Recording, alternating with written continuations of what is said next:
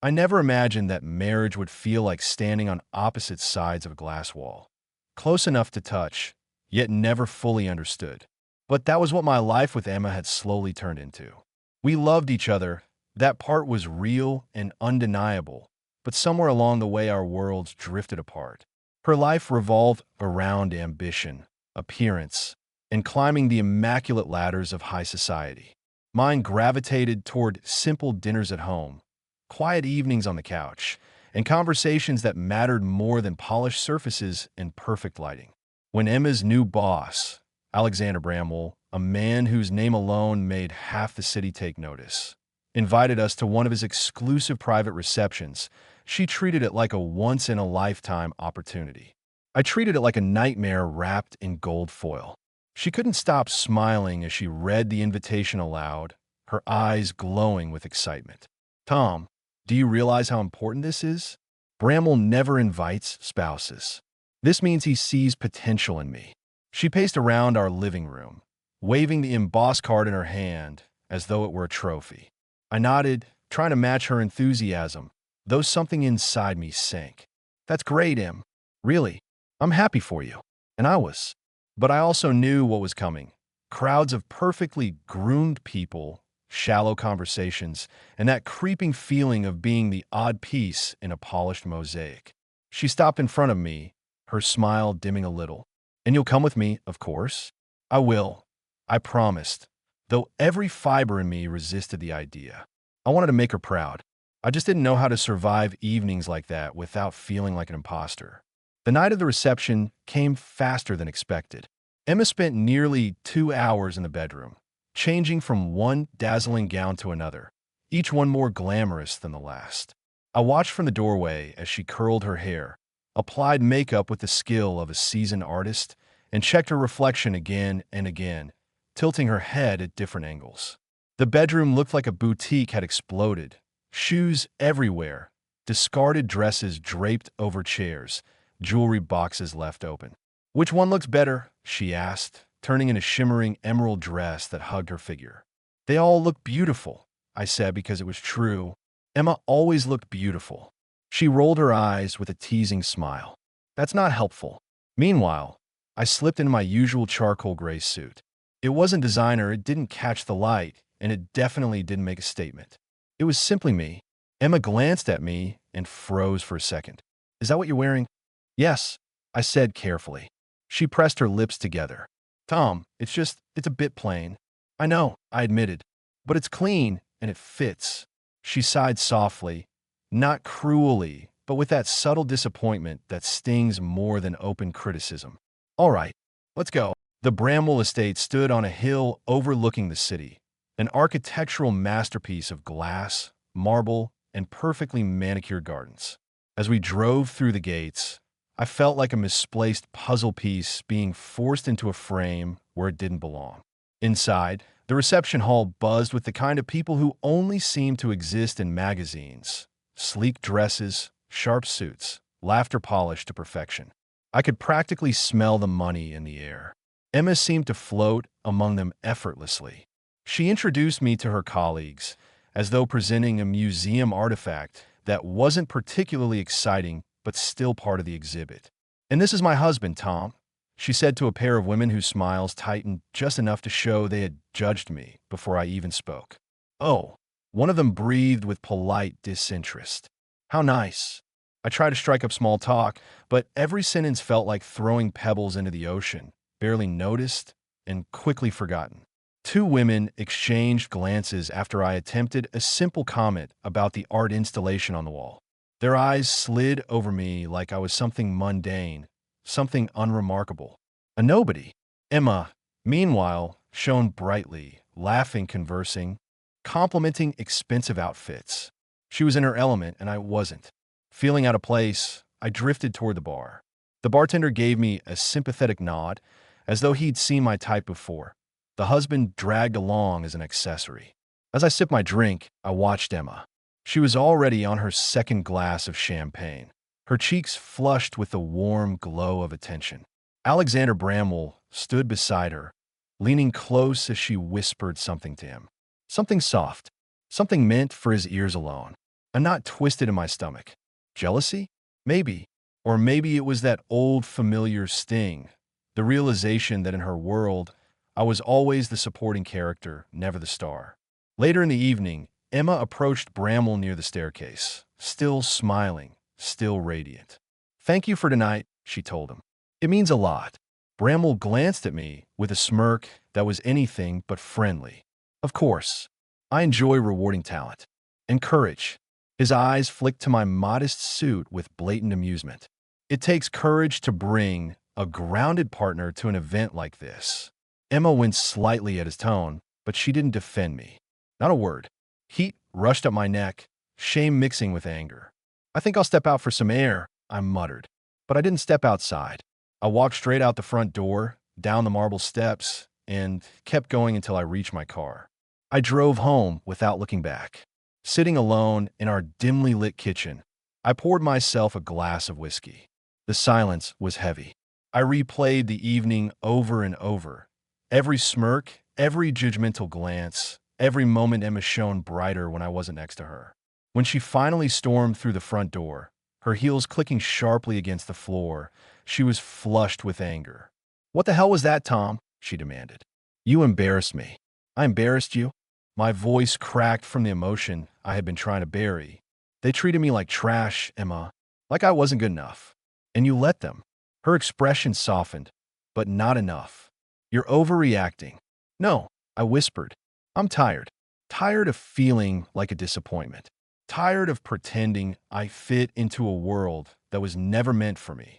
She stared at me for a long moment, her anger melting into confusion. "Tom, I didn't know you felt that way." "How could you not?" I asked quietly. "You've spent months chasing the image of the perfect couple in front of your colleagues.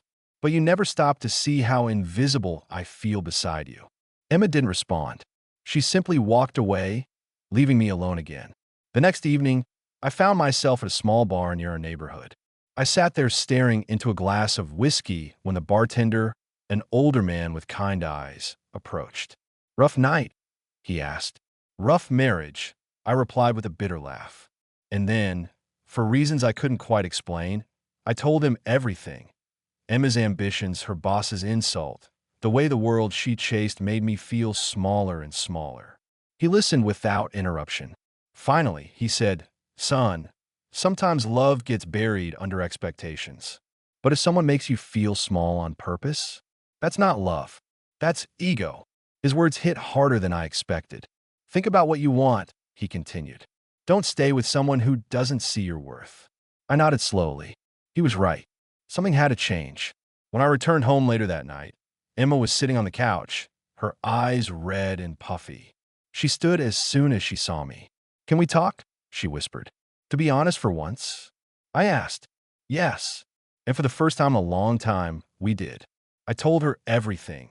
How deeply I loved her, but how suffocated I felt by her expectations. How exhausting it was to pretend to be someone else just to make her proud. How long I'd been drowning in silence. Emma's tears spilled over. I didn't know I was hurting you." "But you were," I said gently. "And I can't keep living in the shadow of a version of me that you wish I could become." She covered her mouth, shaking. "I need time, Tom, to think, to understand." "I know," I whispered. "Take the time you need." And that night, for the first time in months, I slept alone. The next morning felt strangely quiet. Emma had left early for work, though she usually lingered over coffee before heading out. On the kitchen table, she'd placed a note. Only 5 words. "I need time. Please wait." I sat there staring at it long after finishing my coffee. My heart ached, not because she left the note, but because I knew she meant it. Emma wasn't the type to run from conflict, but she also wasn't the best at facing the truths that didn't fit into her carefully curated world. For the next few days, we lived like 2 ghosts drifting past each other. Not fighting, not connecting, just existing. When she was home, she stayed in the guest room, claiming she needed space to think. And I respected that. Maybe for the first time in our marriage, we were both trying to be honest. On the 4th evening, as I was washing dishes after a silent dinner, Emma appeared in the doorway. Her hair was pulled back in a messy bun, rare for her. No muck-up, No polish perfection. Just Emma. Tom, she said quietly, can we talk? I dried my hands and nodded.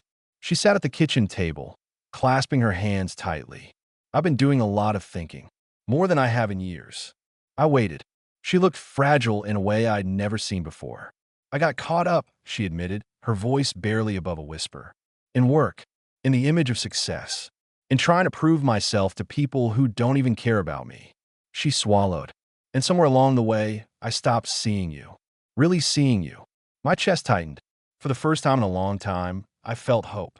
I'm sorry, she said, her voice cracking. I was so focused on impressing everyone else, I forgot the one person who always stood beside me. I took a breath. I never wanted you to stop chasing your dreams, Emma. I just didn't want to lose you in the process.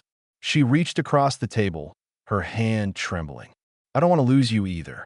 Something inside me softened, but there was still more that needed to be said. We have to fix this together, I said. I can't do it alone. She nodded. I know, and I want to try. Change didn't come overnight, but it came slowly, steadily. Emma stopped insisting I attend every corporate function. Instead, she went to some alone and came back with stories, not expectations. And sometimes she stayed home with me, choosing quiet dinners and simple evenings without guilt or resentment. I tried to meet her halfway too. When she hosted a small gathering at our place for a few colleagues, nothing fancy, no dress codes, I gave a chance. And surprisingly, I enjoyed it. These weren't the polished strangers from Bramwell's mansion. These were real people with real laughter, real stories, and none of the judgment I had braced myself for. Emma watched me from across the room that night, smiling softly, proud but not in a show-off way. More like she was grateful to see me comfortable in a place she had created for both of us, not just for her image. After the guests left, she hugged me tightly. Thank you, she whispered. For what? For trying. For giving this another chance. For giving me another chance. I kissed the top of her head. We're a team, remember? She nodded into my chest. Weeks passed, and something between us began to shift. The heaviness that once hung over our marriage lifted bit by bit. One evening, while strolling through the park, Emma slipped her hand into mine. You know, she said softly, I used to think strength meant proving myself to people above me, climbing ladders, showing I belonged. She paused, squeezing my hand. But the strongest thing I've ever done was admit I was wrong. And the strongest thing I ever did, I replied, was stop pretending I was okay. She looked up at me, her eyes warm. We really almost lost each other, didn't we? Almost, I said. But we didn't. The breeze rustled her hair. And for the first time in a long while, she looked at me with genuine affection. Not expectation, not disappointment, not comparison. Just love. One evening, Emma invited a few of her friends over for dinner again. Another casual night. I found myself laughing with them over stories, feeling no pressure to fit into something I wasn't. My awkwardness didn't matter, my sincerity did. And for the first time in years, her friends actually saw me, the real me. After they left, Emma leaned against the kitchen counter with a smile. They really like you. I like them too, I said. Surprisingly. She laughed softly. You impressed them, and you impressed me, I replied. Emma blinked. Me? How? You're different, I said. More present, more real. It feels like I got my wife back.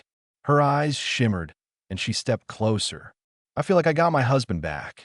We kissed, slowly, gently, with all the tenderness that had been lost in the chaos of expectations. Our hearts weren't perfect. Our marriage wasn't perfect. But we were trying. Together. Still, life had its own way of testing people. Months after the party at Bramwell's mansion, the memory of that night resurfaced unexpectedly. We attended a large corporate dinner, not at Bramwell's home, but at a hotel conference hall. This time I felt more grounded, more confident, not because my suit was fancier or because I had suddenly become a polished socialite, but because Emma stayed by my side, holding my hand openly, proudly. No pretenses, no masks. At one point, her friend Chloe whispered to Emma, He's changed. Emma smiled. No, I just finally let myself appreciate everything he already was. Later that night, on our way home, Emma turned to me in the car and said, Remember when they called you the grounded partner like it was an insult? Oh, I remember, I said with a small smile. You know what I realized? She continued. It's those people who live hollow lives. Not you. Not us. I felt something warm spread through my chest. That night at Bramwell's, she said, I thought I needed to impress them. But now, I don't care if they think I'm married above my class or below it. I know I married the right person. I couldn't speak. I just held her hand tighter. That night felt like a turning point. We went home, made tea, curled up under a blanket, and talked until long after midnight about dreams, fears, the future, and everything in between. Real conversations. Honest conversations. The kind we used to have when love was new and easy. We didn't fix everything in one night, or even one month, but we were building something stronger than before. Not a perfect marriage, but a real one. A marriage where I wasn't a nobody, where she wasn't unreachable, where we finally met in the middle. I spent the next days in a fog. Work became nothing but a dull background noise. I kept replaying that dinner in my mind. Every word my wife and her boss exchanged, every glance they gave each other while using me as their private joke. I felt like an intruder in my own life, like the last person to understand what everyone else already knew. But anger has a strange way of sharpening things. And as that anger grew heavier in my chest, something else crystallized. I wasn't going to be the man they mocked. Not anymore. A plan started forming, not out of revenge alone, but out of a desperate need to reclaim control over a life that had slipped from my hands. If my wife's boss wanted to play the arrogant puppet master, and my wife wanted to humor him, then I needed to learn exactly what they were hiding behind those smirks. So I began watching. Not obsessively, methodically. My wife had routines she never questioned. Leaving for work early on Tuesdays, staying late on Fridays, muted notifications on her phone to avoid distractions. I started tracking the patterns, the timelines, the inconsistencies. The more I observed, the more the pieces aligned into a picture I had been too afraid to acknowledge. One Friday evening, she came home smiling, the kind of soft smile she used to reserve for me alone. Now I saw it through different eyes. Good day at work? I asked casually. She hesitated, barely half a second, but it was enough for my stomach to twist. Just long, she replied, heading straight to the shower. Her boss had posted a photo on his company's social feed an hour earlier, a private team celebration. She wasn't supposed to be there, but she was in the background, blurred but unmistakable. The shower water drowned out her breath, but I could imagine it. Nervous, shaky, guilty. I sat on the edge of the bed, the weight of denial finally collapsing. They weren't just mocking me. They were hiding something deeper. But I didn't want explosions. Not yet. I wanted clarity, real clarity, before anything burned down. The next week, something unexpected happened. My wife invited me out, just the two of us. A reconnecting dinner, she said. Her voice trembled as she said it, though she tried to hide it. I agreed, masking my confusion with a smile. If she was planning something, or if guilt was gnawing at her, this dinner might reveal everything. But when we sat down across from each other, candles flickering between us, she looked fragile, nervous, almost scared. I feel like I've been losing you, she whispered. I feel like you're watching me, like you don't trust me anymore. Her words hit me hard, not because she was wrong, but because she noticed. I didn't answer immediately. I just watched her fidget with her napkin, her fingers trembling. She was hiding something, but she was also terrified of losing me. That truth complicated everything. Just as I opened my mouth to respond, her phone vibrated. She glanced at the screen, only for a second, but her entire face changed. Fear. Real, sharp fear. She flipped the phone over instantly. That was the moment I knew. Whatever joke she shared with her boss, whatever mockery they thought I'd never understand, whatever secret she was burying, it was about to unravel. And not even she was ready for what would come next. Her phone lay face down on the table, but its vibration echoed between us like an alarm. My wife stared at it as if touching it again would burn her. She forced a smile, small, fragile, hopeless. I'm sorry, she said quietly. I didn't mean to ruin dinner, but the damage was already done.